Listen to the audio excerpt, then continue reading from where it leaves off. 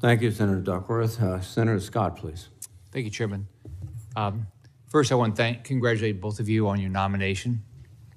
If you look at your background, you clearly can do these jobs. Your family should be very impressed with what you've already accomplished. You should be very proud of your accomplishments, and I know you're both going to do a great job. General Reed, I understand the global household goods contract recently changed. So we just finished peak moving season. Can you talk a little bit about the contract's implementation, what you're seeing, how it's working? Senator, what I understand so far, we began in the spring. As you mentioned, went through the peak season in select locations, and the feedback that I'm getting is things are going well. I understand feedback has come in from families and also from transportation providers who were not in the system before. Part of the improvement that seems to have really resonated with the families is the fact that using IT systems, they can actually tell where their household goods are, and they can actually see the position of the folks who actually have their goods. All right, thank you. Do you know when we'll know how much we spent on the Gaza pier? Senator, at this time, I don't have that information. Do you have any idea when we'll find out? Senator, at this time, I do not. Okay, good, thanks. General Brunson, thank you for taking the call yesterday. Hannah's here with me. Thank you for taking her question seriously, and thank you for your willingness to look into it and see what you can do to be helpful. I had the opportunity, like a lot of us have been to South Korea. I went to Camp Humphreys, celebrate the 4th last year. So we have 28,000 service members in South Korea. Can you just talk about, if you're going to talk to the American public about the importance of being in South Korea, about what the relationship is like with the government of South Korea? How are they a good partner? Is it a fair relationship? How important is it to our national security? Things like that. Yes, Senator. As a Corps commander currently, as a sitting Corps commander, I've had that very same conversation. The things that we do forward prevent things from happening in the homeland. Defense of the homeland is a key task that I've got to accomplish. It's a no-fail task, even as a Corps commander. I would explain to them that by us being forward postured, our posture forward allows us to be inside of the air defense exclusionary zone. It allows us to be able to, if need be, move to conflict. It allows us to establish for ourselves posture and protection and sustainment that our homeland not be brought at risk. It's one of those things that you'd be hard-pressed to get someone in St. Augustine, where my family lives, to understand, but it should be of supreme importance to them that there are men and women, 28,500, which is the floor, not the ceiling, who are there prepared to not only defend our ally in Korea, but to defend, really support and defend the Constitution of the United States and defend her people wherever they might be. I would also tell you that there's something to be said for the will and the resolve of a nation when we take our families and place them in that same environment and trust their care to not only our ally, for our ally doing what they say they're going to do, but for us to be good for what we say we're going to do as well, sir. How is South Korea a good partner? Yes, sir, they are. And do you feel like they bear their part of the burden? Sir, when I look at the way that APS-4 is maintained, when I look at Camp Humphreys itself, which you've seen, those are facilities the likes of which we don't even have on Joint Base Lewis McChord right now. We're moving toward it. But in the past 2 years where I've gone over for exercises in the Republic of Korea, what I've seen is a diligence the likes of which I would love to see on my joint base. We see the Koreans erecting facilities. We just opened recently there in Korea 3 new towers for family housing. And that says something when those things go from decision to design to actual brick and mortar going up. So yes, Senator, I would say they are good partners and friends. Senator, if I may add, they also have a counterpart to Transcom, and that commander has a relationship with ours. In addition, they have a liaison that's in the headquarters at Transcom. That individual spends time and is able to attend each and everything to make sure that we stay tied. And in terms of being a great partner, very nuanced support even for the annual West Point Annapolis football game. Thanks for your service. You guys are going to do a great job. Thank you, Senator Scott. Senator Kelly, please. Thank you, Mr. Chairman. General Brunson, General Reed, congratulations to both of you. General Reed, I'm the only U.S. Merchant Marine Academy graduate in Congress currently, and I pay close attention to the strength of our merchant marine and our maritime industry. China's the world's largest shipbuilder and controls the most merchant ships in the world with over 5,500 vessels. There are just 80 merchant ships flying under the American flag in international commerce, 80. I'm concerned that the size and capability of the U.S. merchant fleet is a danger to our national security. As you know, insufficient commercial maritime capacity impacts peacetime trade and supply chains, and it will hamper our ability to supply our own troops in a conflict. This isn't a capability that we can turn on overnight. We need investments now to be ready for tomorrow. That's why I'm developing legislation to rebuild our commercial maritime industry and our U.S. flagged international fleet. General Reed, can you explain how the lack of a commercial shipbuilding industry here at home and a lack of U.S. flagged commercial ocean-going vessels is having real impacts on our national security and U.S. Transcom's strategic sea lift capability? Senator, it might actually surprise you to know there was a time where I actually considered going to that academy. Growing up in Hampton Roads, I fully understand the importance of sea lift and that force. If confirmed as a Transcom commander, there is no way that I can do my mission without the commercial industry. The fact that you just mentioned legislation, I'm not sure what's in it, but I think that absolves me of one instance of asking for help from this committee. I know that we need to grow that force. That force is very vital, and thank you for that help in advance. I'll also share with you, just within the last week, I happened to have a conversation with a father of two merchant mariners. Very proud. They're very young. They are within their first 8 years. And they're very, very positive about their service, but obviously they hear things from the other sailors. And so, so they get the noble service. They want to have folks behind them. And their father is very, very proud of what they do. If confirmed, you have my commitment for that, because that's a vital part of the force that we have. It's the decisive force that we have. And I also make a commitment to be very visible in the public space to inspire folks to serve there as well. Well, General, I look forward to working with you on this comprehensive legislative effort to fix this. And also, you know, we're going to need to create a business case so U.S. flagged carriers and companies can succeed economically. General Brunson,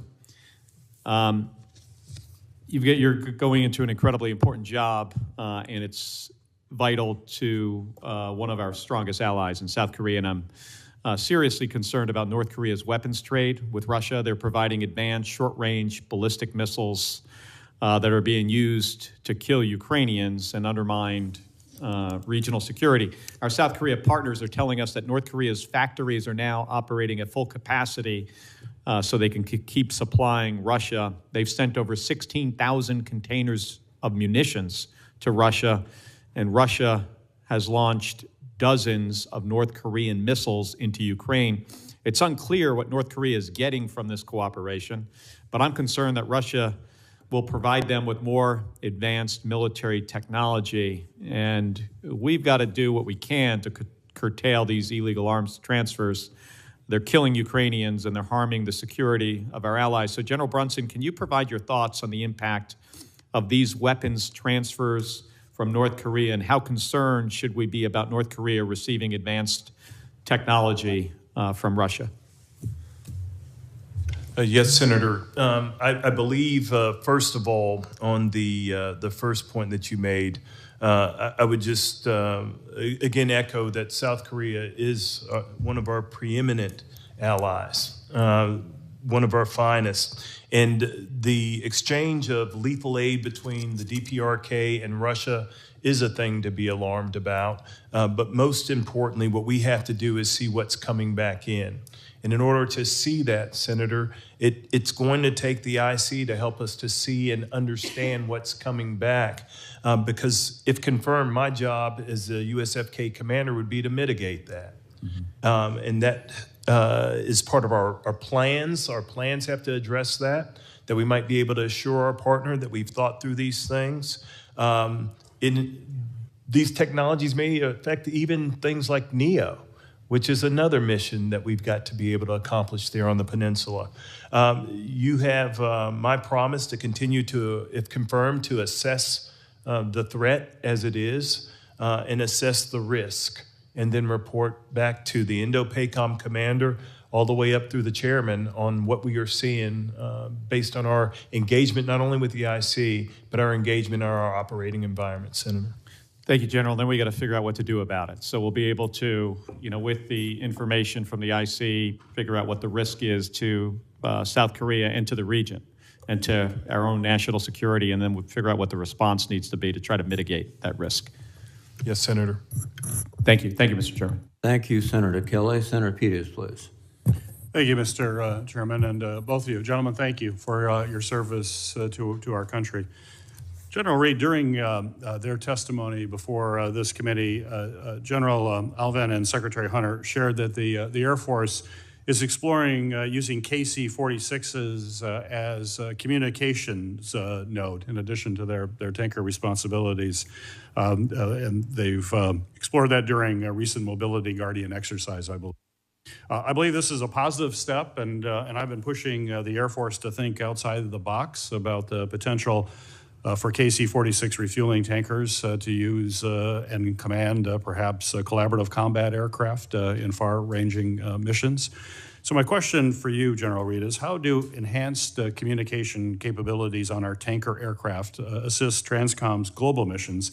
And additionally, how can TRANSCOM work with the Air Force to plan for potential CCAs and KC-46's interoperability?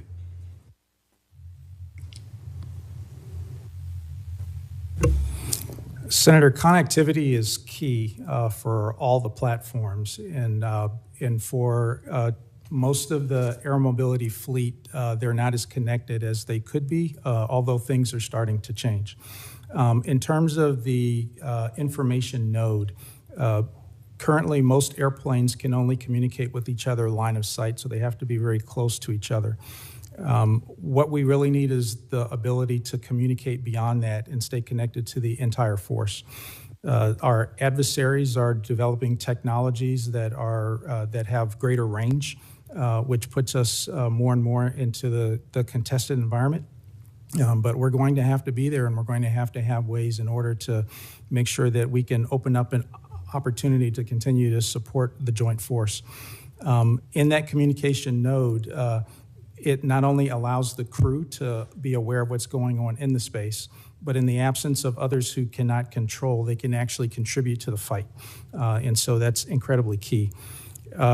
Senator, to your question for CCAs, a little bit premature for me to determine what's in that space, but I'll tell you, if anything is in the air and it can respond to the needs of the joint force that's in the air and can contribute to survivability, absolutely, I'll take it. Great. Thank you. Thank you. General Brunson, I recently returned from South Korea with several of my colleagues where we met with government and military officials there. And we were fortunate to see firsthand the importance of this relationship to a free and open Indo-Pacific. While there, among many topics that we discussed, we also discussed the growing cooperation between American and Korean universities and government organizations. This collaboration includes a recently announced partnership between the University of Michigan, Hyundai Heavy Industries, and Seoul National University to cultivate and to expand U.S. Shipbuilding expertise by developing specialized training programs. So my question for you, sir, is if confirmed, how will you use your role as commander for the U.S. Forces Korea to expand and foster similar relationships between Korea and the United States? Yes, Senator. My daughter, Rebecca, attended Seoul National University. And so I'm very well familiar with them and their reputation and what they produce at that institution.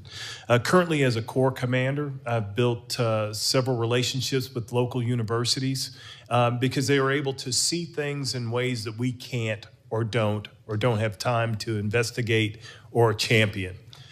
We built a Pacific education program and an engagement program which brought academia forward on our exercises to answer some of the strategic questions that we had.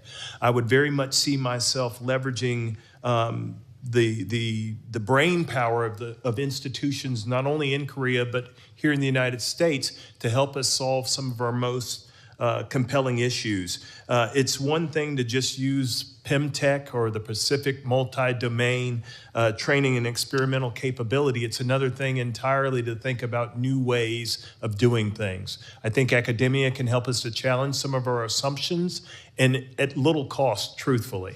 Vice going on into some new technical solution for a problem that maybe we haven't thought fulsome enough about. So that's how I would do it, Senator, if confirmed. Very good. Well, thank you. Thank you, Mr. Chairman. Thank you very much, Senator Peters. I believe Senator Gillibrand is prepared to go, and then we'll recognize Senator Smith. Senator Gillibrand, please. Thank you, Mr. Chairman. And congratulations, generals, for these appointments, and best wishes to your families that are here. We know none of us do these jobs on our own, so having the support of our families really does make a difference. General Reed, we have repeatedly heard that in the event of a crisis or conflict, the Chinese government will target critical infrastructure in the U.S., in part to disrupt the ability of the U.S. to respond. As Deputy Commander of Air Mobility Command, how have you sought to ensure the availability of your fleet and your systems in the event of such an attack?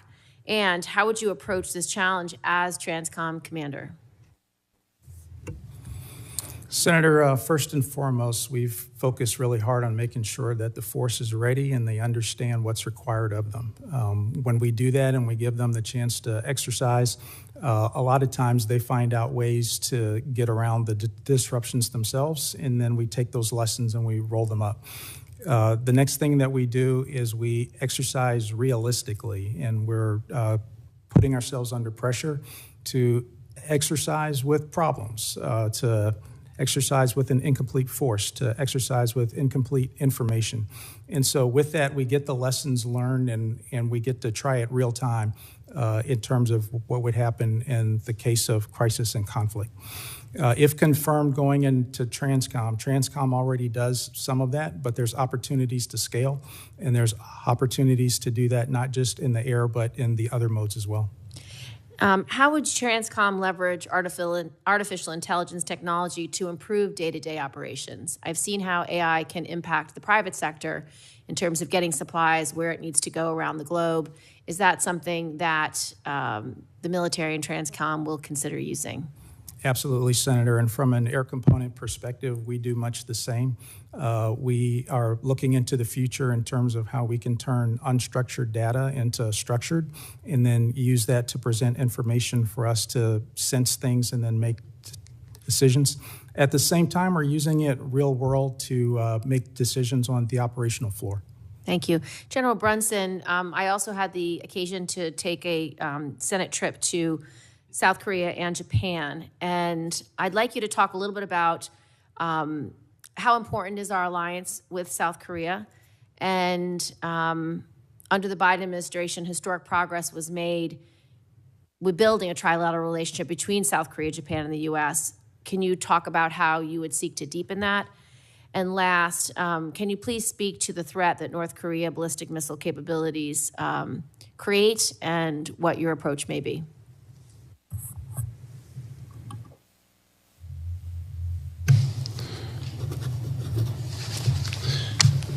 think I got it, Senator.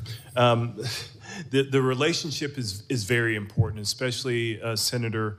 One of the things that we have to look at is opportunities vice the challenges presented by malign acts. And we have to separate the acts from the actors who are involved in the things going on in the region. And if we do that, what we start to understand is, what we discover is that the impacts are felt by nations around the region. Indo-PACOM says a free and open Indo-Pacific is what they are charged to provide. And we do that for our friends, partners, and allies in the region. The relationship between the ROK and the Japanese is huge. We just had our chairman over there conducting a historic trilateral meeting. I think also what it does is it changes the math problem that is DPRK sitting in the north, moving south, and the Republic of Korea sitting in the south, going north with CFC. It changes that. I think that more often than not, as malign acts happen in the region, it draws nations, like-minded nations together. And the Japan, U.S., Republic of Korea relationship can serve as a magnet for other nations that just want to live.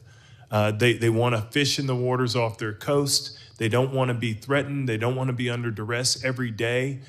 So the true importance of that is showing nations that they can stand together outside of a large construct that says this is who we are and this is what we do, but just folks who come together, stitching together those mutual defense treaties that exist in the region and saying, we're going to be there. We're going to assure you that we will be there and we will do the things as a nation that we said we were going to do.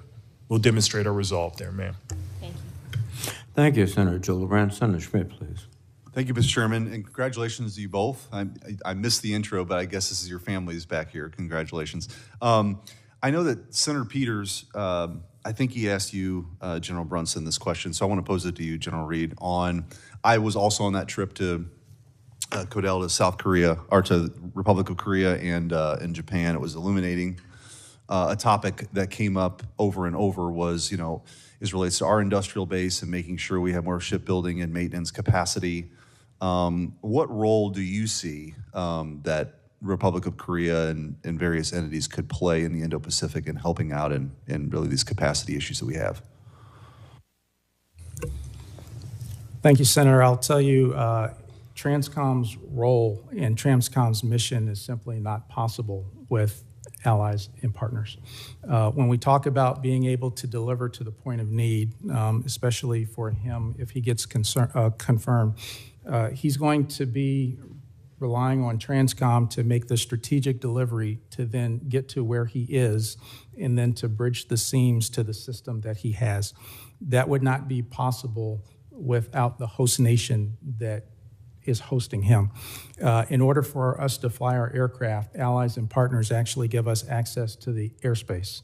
And so there are a multitude of contributions that they make just for the access and the basing, but we also rely on them for their infrastructure. And so that's an airbase, that's a seaport, that's fuel storage, and the list goes on and on and on. And so in order to get this job done, having friends and having partners to help is how we win. I also see that as being our fundamental advantage against our adversaries. We simply have more friends than they. Yeah, and General Brunson, if you want to add, I know that you answered this with Senator Peters, so I can get briefed on it later. I don't want to have you repeat yourself, but that partnership is really important, but particularly on this maintenance issue, right? And by the way, our European allies, I think, have a lot to learn about burden sharing from the Republic of Korea. The percentage of their GDP they actually spend on defense, including that new airfield that's been constructed. There's a lot that NATO allies can learn from that. But did you want to chime in on that? Yes, Senator, I did, because what I think Randy brings up, to be quite honest with you, is the transition from strategic movement to operational maneuver. Once something hits the peninsula, there's got to be an operation that takes care of that.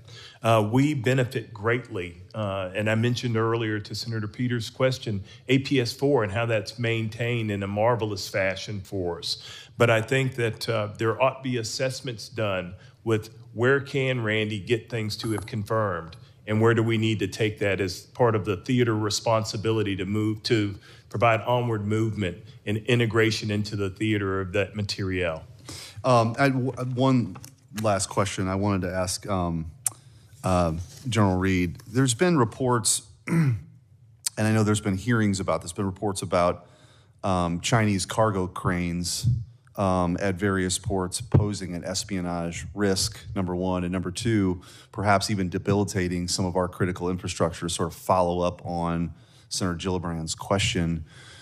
What do you know about that? What can be done about that? That's a lot. That's concerning because the CCP is continuing to try to acquire access to ports that we use. And if either one of you want to chime in on this seems to be kind of a big deal that there's not a lot of discussion about, and just how you see that and some of the things that we might be able to do to thwart those efforts. Senator, I'm aware of the concern. I know that Transcom is aware of the concern, and there are some things that they are doing for that. From the air component perspective, I'm not privy deep into that, but if confirmed, absolutely. That's fair. That'll be something Sure. I'll get into. General? Yes, sir. As we, as you may or may not know, we are wholly reliant on the ports of Olympia, Tacoma, and some a little bit further north of us as far as SPODs go within Washington State. We've taken, we recognize the fact that the vulnerability is the ports and the networks at the port. Your internet might be more secure than in your home than it is at some of our ports and facilities. And so I think that wherever we are looking to push men, women, and material from, we've got to look at how do we harden those sites that they might not be vulnerable. Okay. Thank you. Thank you, Mr. Chairman. Thank you, Senator Schmidt. Senator Rosen, please. Well, thank you, Chairman Reed, and of course, Ranking Member Wicker for holding this hearing. And I want to thank the witnesses, of course, for testifying, for your willingness to serve, and for your service so far. I want to talk to you first, General Reed, about cyber resiliency. And I want to build upon an important topic brought up by members on this committee, because cybersecurity threats, well, they continue to grow both in scale and sophistication. They pose significant threats to the operational resilience of our global logistics and transportation networks. So I have a kind of a three-part question for you. I did a little disaster recovery back in a long time ago when I was a young computer programmer. But if confirmed, how are you going to ensure that your command is prepared to, number one, defend against, number two, operate through, and number three, recover from cyber attacks? I'll leave the long-term implications of cyber attacks somewhere else, because it depends what the attack is, for sure. But defend against, operate through, and recover. If you could talk about that, please. Cyber resilience, Senator, begins with hygiene and understanding what the networks are, what's connected to what, and how to keep the information clean is key. And so I'm aware that Transcom does that, as well as all of the other components.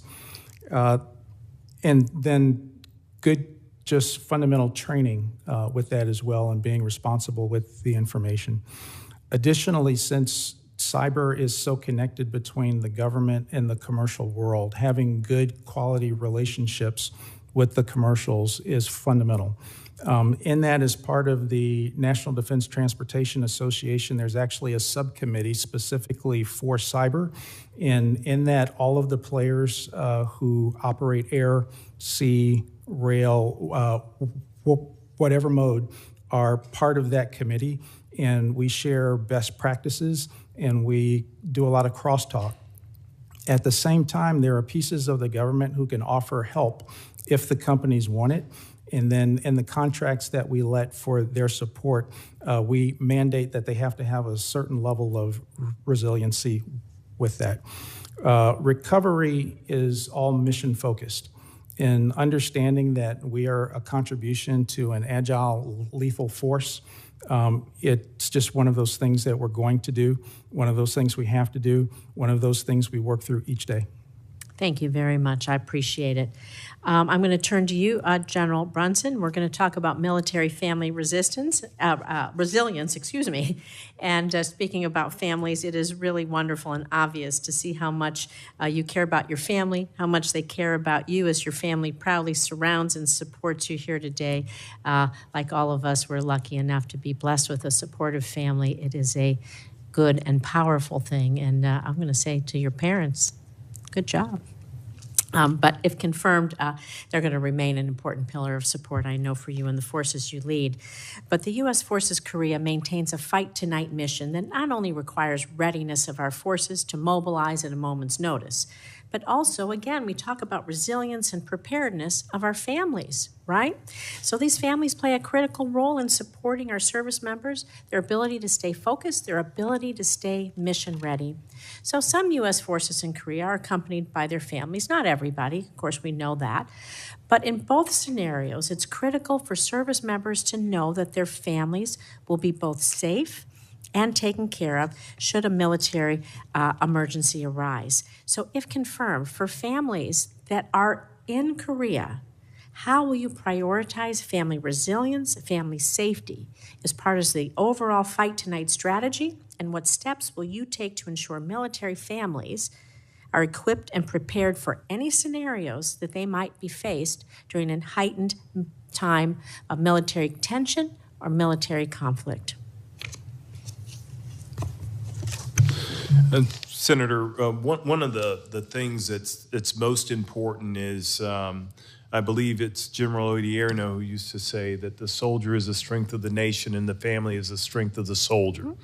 I wholeheartedly believe that, and if confirmed, I think that one of the best steps that I could take is to communicate freely, openly, and often with the families of the affected tri-commands.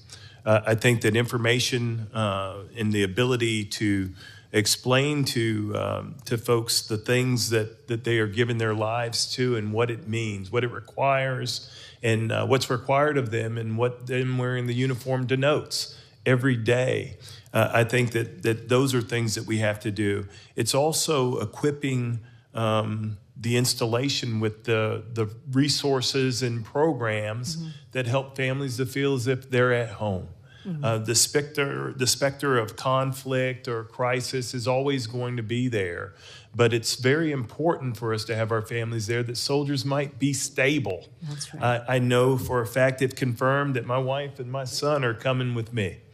That changes things for me. That adds to my resilience. That adds to my the strength of this soldier is improved every day I'm with my family. But there are things that I think as a commander I'll have to continually assess. How are we doing it? Could we be doing this better? How are our families faring? How are our schools? How are our hospitals? How are our folks integrated into the community? I believe that the facilities that exist there at Camp Humphreys are without peer. But there's always time to continue to assess and look at these things to ensure that our soldiers are able to do their best job. It's 28,500, which is a floor, but there's families beyond that all have to be cared for in the same way we care for weapon systems, material, and equipment. That's right. Thank you very much. Appreciate you both. My time is over. Thank you. Thank you, Senator Rosen. I will note that there is a vote on the floor. Senator Sullivan is recognized Thank you, for Mr. Chairman. 5 minutes at least. Thank you, Mr. Chairman. And I want to thank the witnesses for their excellent service to our country and their families for their great service and support of them as well. Very much appreciated. General Reed, I want to dig into the issue of air refueling. The current Transcom commander, General Van Ovost, testified in her April hearing before this committee that aerial refueling was among her top readiness concerns. You expressed similar concerns in your advanced policy questions. The importance of air refueling, something that my state of Alaska, is very familiar with. Alaska-based tankers, more than tankers based anywhere else in the country, are currently executing real-world missions in support of our national defense strategy's number one priority, which is defense of the homeland. As I'm sure you've seen just in the last couple of weeks, our KC-135s, which are associated with our Air National Guard, have been performing at the highest level of readiness, intercepting Russian fighters just last weekend, intercepting joint Russian-Chinese strategic bombers coming into our AIDAs 5 weeks ago, intercepting and shooting down Chinese spy balloons over Alaska. This is all done with our tankers. And then, of course, when we have red flag up in Alaska, the tankers are hugely needed for that massive exercise. It's been going on all summer, Northern Edge as well. And then, as you know, General, any Indo-PACOM conflict there, the forces are going to flow from the lower 48 through Alaska over to the Indo-PACOM. As General Van Ovos said, air refueling is foundational to our nation's power projection advantage. It is our most stress capability. One of my concerns, and if confirmed, I want to get your commitment to work with me on this. I have gone through Air Force leadership, General C.Q. Brown when he was Chief of Staff of the Air Force, the current Secretary of the Air Force, the last Secretary of the Air Force, saying, hey, Senator, we know you need more tankers in Alaska. Makes strategic sense. KC-46s, oh, maybe not. KC-135s, oh, we'll get 4 to you, oh, maybe not. So it's been a real frustration of mine because strategically, the leadership I talked to in the Air Force is saying 100% we need more tankers in Alaska. So what's your view on where we are with regard to tankers for the country in Alaska? And can I get your commitment, if confirmed, to work with me on this? It's been a frustration of mine. Secretary of the Air Force, a couple of years ago, General C.Q. Brown, a couple of years ago, said, hey, we're not going to do KC-46s in Alaska. It doesn't make sense to me. I had a lot of 4-stars saying, of course we are. But we're going to bring KC-135s there. Now we're not doing that. I'm frustrated. I've been working on this issue for 6 years, and it makes strategic sense what I'm talking about.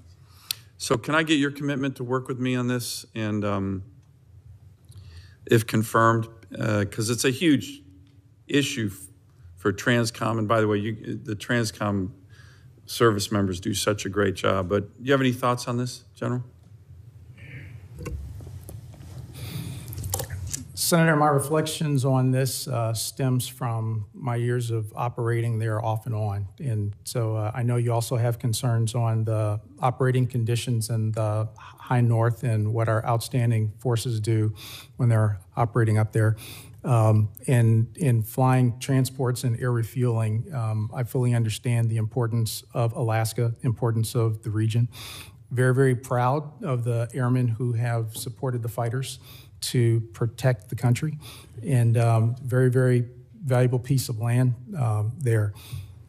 Senator, as you can tell from General Van Ovost and the statements that I made in my policy questions, tankers are absolutely vital and fundamental.